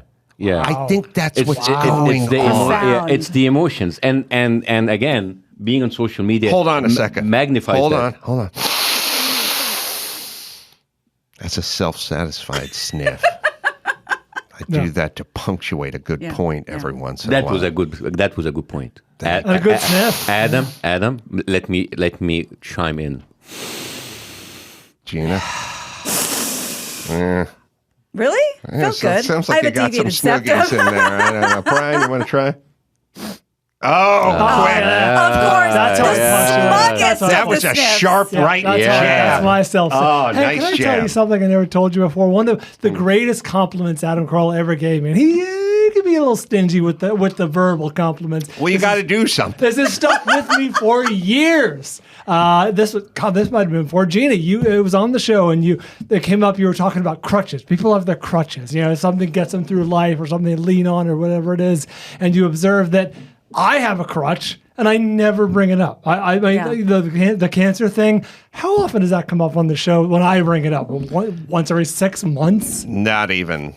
And it is such a noble and mostly take this in the spirit in which it's intended. Ready. I'm already on cloud nine. It is rare now. It would have been considered in poor taste and gauche, 40 years ago to talk about your personal health, whatever. In this day and age, if some of these people, and we're talking about trading war stories, had the kind of actual medical situation that you have, it would be woven in to every Uber driver discussion on short trips. It is crazy that we do a daily show and I'm living with a deadly brain cancer. Hardly ever comes No, it's very noble. But like you have to look at, like, again, I'm sorry I'm bringing social media all the time, because I think social media is more of a multiplier. It multiplies emotions, it multiplies anger, it multiplies everything. I mean, I can't remember 10, 15 years ago when now mental health, everybody's talking about mental health. Now everybody has issues. Everybody has a problem. And I think these were there. But now we are in this pool where everybody is talking and everybody wants to have a one-up on something. Or maybe they need attention, or maybe they need help, or they cannot find that kind of care and empathy in their immediate circle, so they go out in the internet. Yeah. Because I'm seek it out. That's why every time you see all of this like sad posts or tweets, like I'm not feeling well and whatever, and it's. Of course, you can make fun of that, but also you can see the point of why this is happening, right? And but I just one time I did some just for the heck of it. I was with a group of friends. We haven't seen each other for a while, and as usual, everybody was saying like, "Oh, I had this and I had that, and I go through this." Juice? What? That's what we do. No, Middle Eastern, Oh, same, same. Arabs. So cousins. So and then it was my turn. It's like, and how have you been, Bassem? I mean, you've been through a lot. It's like, I'm doing great. I'm doing fantastic. We were like going out on the beach and I just did that just to mess with them. And then everybody went silent, and there was, all right, let's just watch the game. Yeah, it's offensive. And did you know there's a word for going out into public and doing those really sad posts? What is it? It's called sad fishing. Sad fishing? It's a real like term. catfishing. Exactly. Wow. Exactly. I never heard that's that. a real term for it. That is. So it happens enough that they had to label it. Wow. I didn't know that. Yeah. Sad fishing. Yeah. To say like, you guys, I could really use your prayers today. I don't really want to get into it. Oh God, whatever it is, I hope you're okay. Please don't ask any follow up. No, don't ask. And it's like, what happened? My pinky. Is Pinky your cat? What do you mean? Yeah. Yeah, the other version of that, I don't want to be a one-upper, but boy. No, Brian's he's the king. He's got a brain tumor. He's the and he leader in the doesn't want to clubhouse. talk about it. But my right hand has been closing for like 2 years, and I don't bring it up. Yeah. Because it's I don't know. It's a problem. I have it. Yeah. And you don't have it. And I just don't, and maybe it's a generational thing, but I don't think you need to know about it. I was just saying that. Maybe but there is difference because even our parents were even more about that. They felt that talking about your problems is a sign of weakness. Mm-hmm. And I don't want to, they said like, I just don't want to bring everybody down. I'm just going to keep it to myself. I'm not going to bring anybody down. And I'm just going to, because if I tell you my problems, how is that helping? Right. It's just, the problem is still going to be there. I am from that because my father was like, seal, Zip it. Oh my! And the same. So now I'm like him, but less. But I see now the generation. I remember I had like a conversation with my daughter. My daughter, she's 10 years old, right? 10 years old, and we were in the middle of the pandemic, and I was about to leave on a long trip. I had like shows and touring, and my wife just had a very bad like tooth extraction, and she was in pain. So she was 10 years old. She's acting 10 years old. So I took her to the side and I said, like, honey, when I leave, I want you to be in my place. I want you to like ease it a little bit. Your mom is in pain. I want you to be I just like want you to be considerate and just like, think about like hair pain. So she looked at me and she said, what about my pain? I was like, what? Yeah. What about my problems? Like, what kind of problems? Like, you have no idea what does it mean to be a child in the middle of a pandemic. It's like, oh God. It's on. Yeah, you don't have to go to school. You know It's what? the best. I'm going to tell Chris to look for a clip because now I realize, speaking of kids, there's a lot of not only your pain, but as a mother of a child with autism, I expect, like as a mother of, I think it was Anna Navarro. I'm not sure. From The View? Is she Anna Navarro? Yeah, she is now. She's now. She was on something talking about abortion. She got in a lot of trouble. And she started bringing up her entire family and every syndrome they had. Yeah. And it was also a weird connection because it was like, so they should have been aborted because your brother has Down syndrome? Yeah. She got in a lot of trouble for that. Weird connection, but I'm not so interested in that part as the example of, if you had a family member with issues, like emotional issues, it would not be something that you would broadcast trying to get points, some intersectional points for this thing, like my brother's this and my like you said, gauche. It would have been poor taste. Very poor taste. It is. I mean, I'm sitting with you right now, and I have a family member with autism, but I am. Cut that out. Cut that out. But I'm happy that we are having therapy, and we don't talk about it because I feel that he will get better, and he's going to be okay. But the thing is, there is a way that you can talk about it in a way to help other people and guide, and there's a way to sadfish. Yes, and there's a way to. And maybe it's also human nature. People do that because in their daily life, they feel that they need support. And they feel that the support that they have from their immediate family or circle of friends is not enough. So they go up to the universe. But the problem is the universe can come back with a little bit of empathy and a whole lot of criticism. It's true. So sometimes it can backfire. Well said. Well said. All right, Chris, I'll let you find. Like roughly Good. when You're so close. Hey, where's my breath? Where's my good boy breath? Yes. Well, if you can't find it, it means somebody scrubbed it or something. Yeah. Oh, it's Anna Navarro, right? Yeah, yeah. So Because 4 or 5 days old. I think it was. Yeah, I saw it on Fox. It made the rounds, so it's out there. So Okay. Let me but maybe they got rid of it, or maybe she got rid of it. It's not great. It's a weird example, Yeah. but I think what ends up happening is you're trying to make a point about abortion, and then you're trying to get some intersectional points over here, or you're doing some sad fishing along the way, so you're weaving in your Down syndrome brother, but now we're building a bridge because you're talking about abortion and you're talking about your Down syndrome brother, and now we're thinking you're talking about aborting your brother, which is just you weaving it in, because in her world we're going to have more sympathy for her. I don't, and also, listen, everybody. Historically, in this country and in many others, people have had hardships.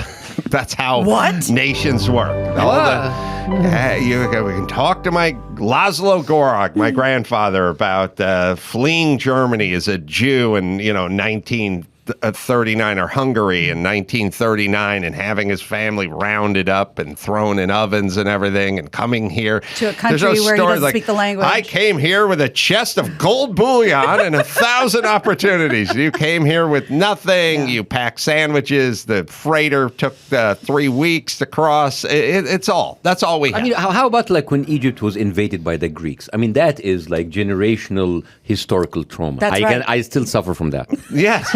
Yes, that's your story. That's your origin story. All right, we have the video. Let me tell you about Tommy John. Summer heat. Is it melting the ice cubes down there? You want to stay frosty where it counts. That's where Tommy John underwear comes in. You'll be that much cooler, and everything will be that much better. Breathable, lightweight fabric with 4 times the stretch of competing brands. Moisture-wicking fabric.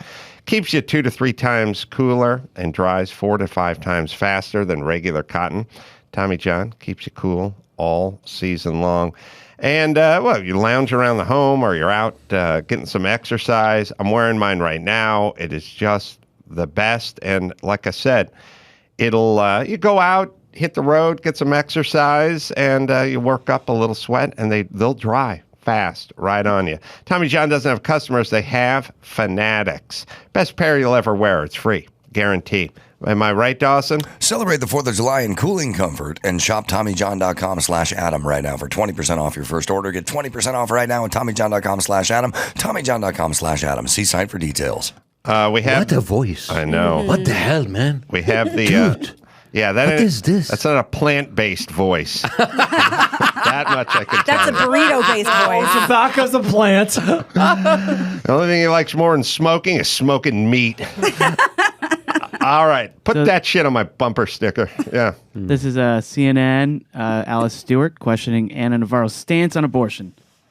The mother before, during, and after the child. And I am not anybody to tell you what you need to do with your life or with your uterus. And because I have a family with a lot of special needs kids, I have a brother who's 57 and has the mental and motor skills of a 1-year-old. And I know what that means financially, emotionally, physically for a family. And I know not all families can do it. And I have a step-granddaughter who was born with Down syndrome. And you know what? It is very difficult in Florida to get services. It is not as easy as it sounds on paper. And I've got another step-grandson who is very autistic. Who and has I got autism, a cat who was and born without one paw. And their mothers and people who are in that society, who are in that community, will tell you that they considered suicide because that's how difficult it is to get help. because that's how lonely they feel, because they can't get other jobs, because they have financial issues, because the care that they're able to give their other children. I will have to, like, I disagree with you. I think she's making good points.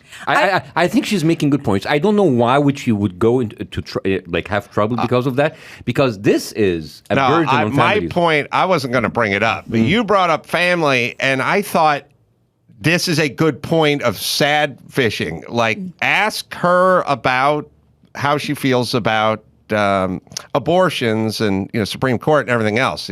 She's bringing up everyone in her family. Maybe in her mind, if she would put names to the faces and give real example to people, people can see like how. Because here's the thing: what I don't understand in Islam, like Muslim countries, which supposedly we're not as advanced as the American, we don't have this problem. The number one priority is the woman's health. And if you have if the sonar, if the prenatal care show that you have a problem, abortion is no problem, right? Of course, if you're married or whatever, having like abortion because getting pregnant out of wedlock, that's a different social issue. But law-wise, there is no problem. And I think this comes back to the thing of like, you're not pro-life. Because if you are bringing all of these kids to the world with all of these special needs and you don't even give services, you're not really pro-life. You just want babies to be pumped out with absolutely no regard to the mother or the struggle she's going to have afterwards. So I see the pain. And I see like, why would you grow up with someone with special needs? Because that is a trap for the mother for the rest of her life. I think that's very well said, and that's a quote that's been going around. Just like you said, if you're for this but against this, you're not pro-life, you're pro-birth. Yeah. And there's a difference there. I was in the show once, and I still think her point was retarded. Speaking of her brother, which is like, are you suggesting? I'm not sure. I get she sort of segued into services, but it's still weird bringing up your brother. I don't think she brought the point home well, and thus it comes off as sad fishing. Yes. Yeah, but here's I was in a show couple. By the way, her brother. How many people they go like are watching her brother's like mentality of 1-year-old, 2.5-year-old bitch, like the other things they try to move it around. I know my friends, if I had the mentality of a 6-year-old and I'm 58, they'd go, he has the mentality of a 4-year-old, and I'd have to correct them a lot. Yeah. You know what I mean? Yeah. I was on the day that it was overturned. I was on a show and I slipped. I said like, you're just flipping Joe versus Wade, and everybody laughed. It's like Joe, and then I said, what did I do? I said like, you said Joe versus Wade. I said, what it is, like Roe versus Wade, and I said, actually Joe versus Wade sounds more accurate because it sounds like two white people fighting over female reproductive rights. Well said, my friend. All right, shall we take a quick break and then come back and do a little bit of news with Bassam and everybody right after this? Bassam, let me ask you a question. Yes. So upbeat, so energetic, so positive. Now, is that a thing in Egypt, or is that you, or what's the batting average? I had an Egyptian roommate for a long time. Was he upbeat? Amgad Abu Zamzam, still a friend. Amgad Abu Zamzam. Oh, okay. Amgad Abu Zamzam. Nice. Yeah. Yeah, we were still friends. He was. It wasn't a comedian, but he liked to laugh, and he was a sort of upbeat guy, and he's kind of a mechanical engineer, kind of whiz, kind of a guy. Well, I would love to say it's something Egyptian, but I have a lot of Egyptian friends who are very, very depressing. So. Variations. Didn't it seem like America's batting average of big laughers and sort of jovial guys? Like everyone had that uncle slap you on the back and make big stupid jokes all the time. I feel like we're starting to slide down the other side a little. I don't. No outsized laughs. Yeah. Yeah, like big jolly guys. I don't hear the word jolly thrown around. No chortling. Yeah. Well, you're afraid now to make a joke because you're going to be canceled. That's right. You're afraid to laugh at a joke. It's going to be like non-PC somehow. Yeah, I found that there's a lot more hand wringers. Like there used to be one hand wringer for every 5 big, loud, jovial, backslapping joker guys. Now I feel like there's 10 hand wringers for every loud, fun uncle. Yeah, and they're judging you. Well, Yeah. I'm glad you brought up loud, fun uncles and people who really make you laugh because let's talk about Cosby. Oh, yeah. We are now at his 1-year anniversary of his prison release, and he's celebrating. Apparently so. What, he was released? He was released, yeah. Why? What? Health issues? It was a technicality No, of the yeah. prosecutor or DA saying, we're not going to charge you for this. Right. Yes, Or thank you. something, So But what he hap- brought up the Quaaludes What and they used happened it. is that the Pennsylvania, I think it was the DA in Pennsylvania, or this is part of the reason he's out. They deposed him, and they said, if we depose you, we can't use any of this in a court of law. It was for a civil thing, I think. Mm-hmm. And so he was like, all right, I did this stuff, And then like a year later, they went, hey, we got this deposition of him saying we did this stuff. So they tried to do it based on that. And then at some point it got so overturned. a mistrial. Yeah. Kind of a mistrial. Well, he was in prison for 2.5 years. Yeah. So 1 year anniversary. 1 year anniversary, and he's doing something that I'll allow it. I hate when people say they're breaking their silence, but we haven't really heard from him, so he's breaking his silence. I think it counts. In a video posted on his spokesperson, Andrew Wyatt's Instagram page, Cosby, who's 84 now, talked about being asleep in his cell on June 30th of last year when he got the news that he'd be freed immediately. Here's a clip of him recounting that moment. And I said, wait, no, you don't understand, you're free. I said, what is it, Juneteenth? But man, when I left, murderers, rapists, bank robbers, wife beaters, colleagues, associates. They were all clapping for him. Can we film him in a lawn chair on terra firma? Do we have to be rolling down the highway? Well, here's the thing. His guy, Andrew Wyatt, literally flipped on the phone as they were loading him into the car to take him home or whatever. Still with that diaper mask on. I'm much more interested in Camille than I am in...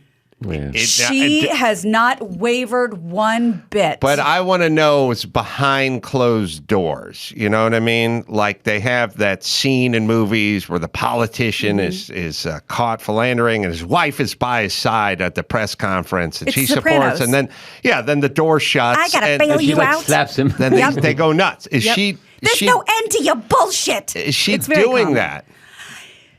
I have no idea, but when you hear her speak, she seems righteous. Yeah, she seems like she's standing by her man in maybe the way you'd stand by like David Koresh. You know what I mean? Just like it's been so many years She's in the cult. How can she not believe? That's all she knows. Yeah, like don't believe what you're seeing, believe what I'm telling you. That's my guess. What do you think? You think she's I don't know. giving him hell behind closed doors? My fantasy is to get to all these women right after. Like I want to date Harvey Weinstein's ex. Right.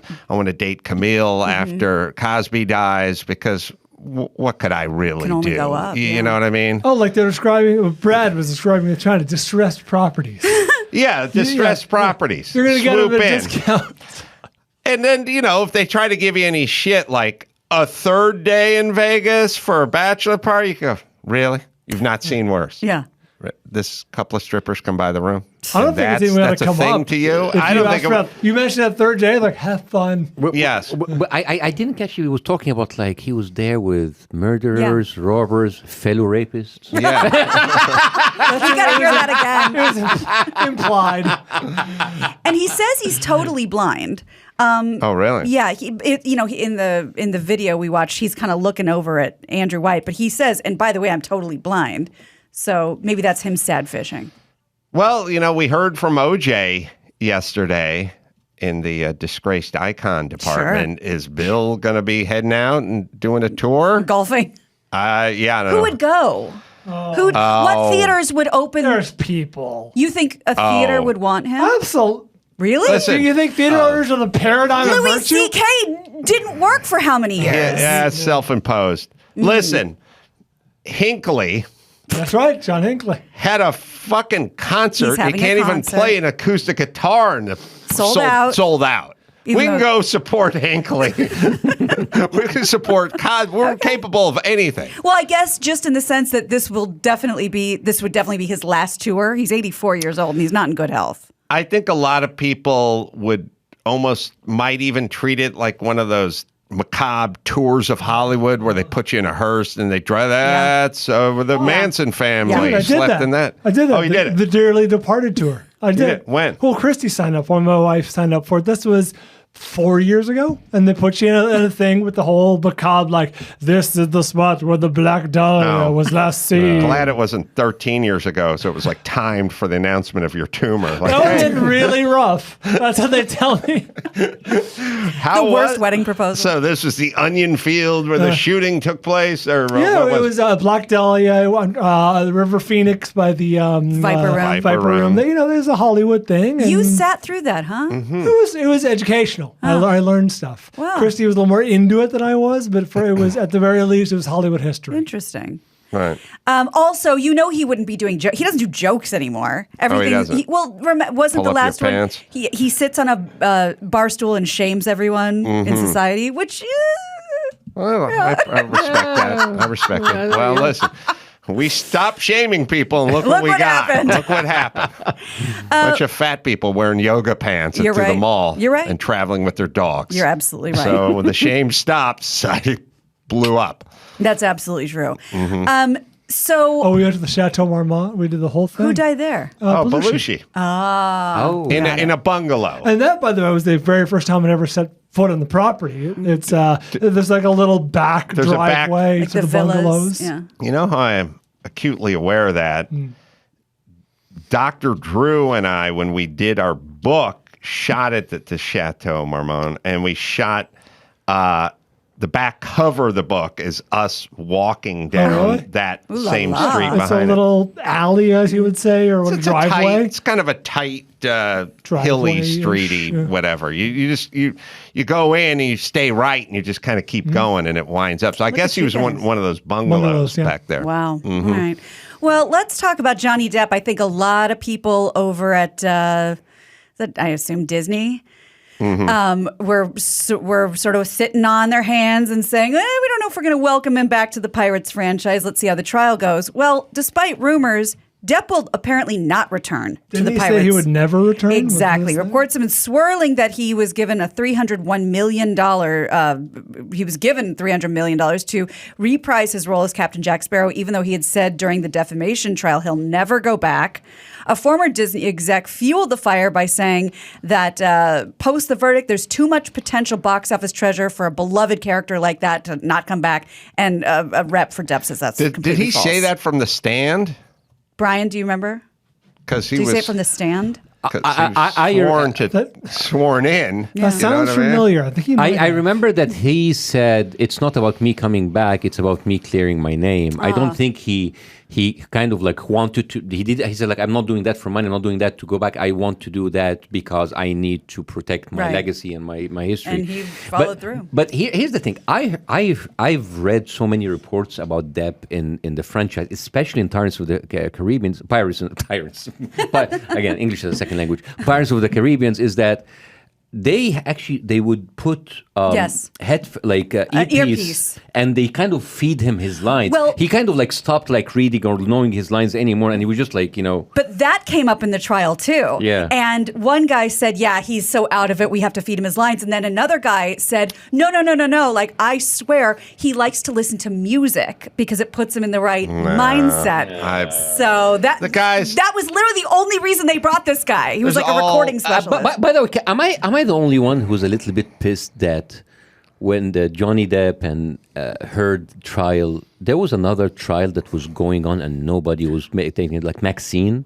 The Maxine, the guy with Epstein. Ghislaine Maxwell, She got handed 20 years. Yeah. And nobody was following that trial. No. And I think that is a much more important trial. I agree. We talked about it on the show. I talked about it with attorney Mark Garagos. I was thinking if it would be funny if Depp was on the stand and were asking about the earpiece, and his attorney like spoke into his don't answer that. Do not answer that.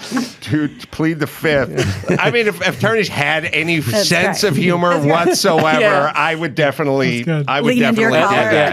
And then Depp will say like, okay, objection. Oh, sorry. Well, there will be no reason to have to guess what happened during the trial because Lifetime, God bless them, they're making a movie about the trial. Casting has already secretly begun. Actors called into audition are forced to, of course, sign a non-disclosure agreement. Entertainment reporter Roger Friedman, writing for Showbiz 411, said actors are strictly not allowed to talk about this at all. Transcripts from the defamation trial are being reviewed. The movie's not supposed to be like a rip from the headlines. It's supposed to be like a statement for statement like movie about what happened. So they're basically just reenacting it. It's weird. It's not HBO. It's Lifetime. Is it going to be a Christmas movie? That's a great question. That's a great question. I'd like that. It's a Christmas movie. We should start a rumor that like kind of like we were talking about The Onion or some place like that, or Babylon Bee, that the Hollywood community is demanding that Johnny Depp be played by a man of color. And see if it could find its way to Sean Hannity or something. Just start a fake thing. Oh, yes. I think they would buy it. They will do it. Laura Ingraham would be on that night. She would be outraged by this. Should we make it Depp or should we make it Amber Heard? Oh, Depp and woman of color with the long hair. Mm-hmm. There should be a woman of color. You know what would be an incredible cast for that movie? Will Smith for Depp and Pinkett Smith for you have done it. There's precedent because the kid already played the Karate Kid. Yes. So they have a history of swapping ethnicities. Yes. Oh, that's such a good Will idea. and Pinkett together. Well done. I would watch that shit. Whale and Jada. Well, we're going to get David Schwimmer or something. And then for he's no reason. He's going to be in this, right? And then he's got to be. And then as they're like at the end of the movie, the finale scene, for no reason at all, Chris Rock comes in and just like, what's this? This is a different movie, but I like it. That's it. All right, let's do one more, Gina Grad. Okay, well, let's end on a sort of happy note, a little depressing for me. I got a lot of feelings wrapped up in this. Dolly Parton is getting into the Airbnb business by renting out her 1986 tour bus, which is inside Dollywood, for a 2-night stay. Now, this was tweeted to me a million times. I'm a big fan. And I said that there's no amount of money that would keep me away from this. I was wrong. The cost for the 2-night experience is $10,000. Mm-hmm. It's like a Star Wars hotel at Disneyland. But because it's Dolly, she said a lot of that will go to her foundation, the Imagination Library. Now, here's what you get for $10,000. It's an imagination cause. It's an imaginary cause.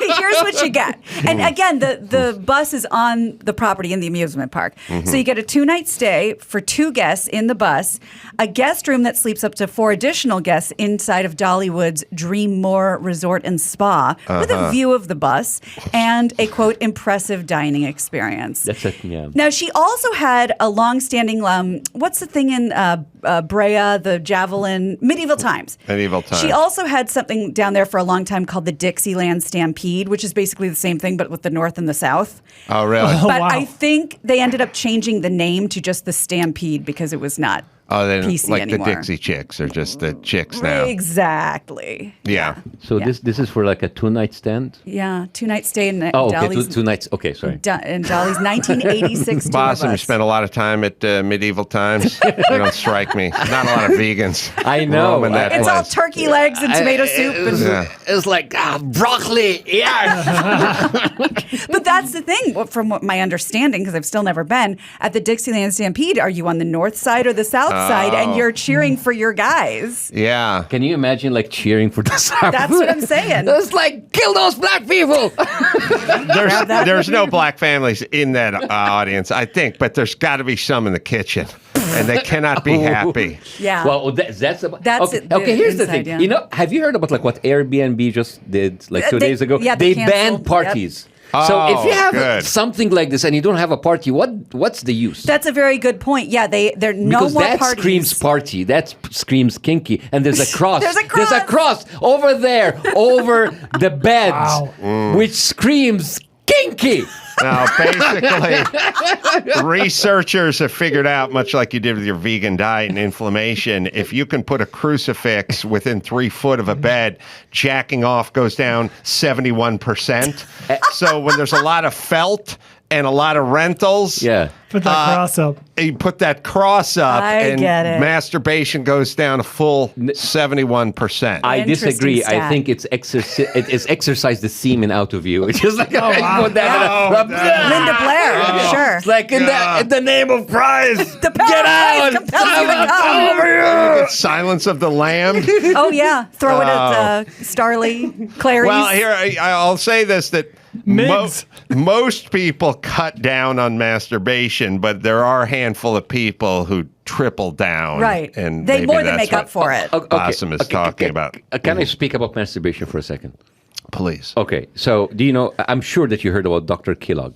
The Kellogg cereal. Oh yeah, we've talked about that. I'm That sure was- you heard about that. That's why it was invented. because he did the Kellogg because he thought that there was kind of an endemic of syphilis. Mm-hmm. So and he thought that syphilis was brought by a lot of masturbation. So the only way to kind of hinder masturbation is to give them bland food. Mm-hmm. So give them cereals, and this is why he thought that circumcision actually helps with that. So he actually, because of Dr. Kellogg, circumcision became a mainstay in American practice outside of the Jewish faith. Right, because at that right. time, only Jewish and very little amount of Muslims in America at that time did circumcision. The only reason why America, a Christian country, have circumcision for Christian kids is because of Dr. Kellogg.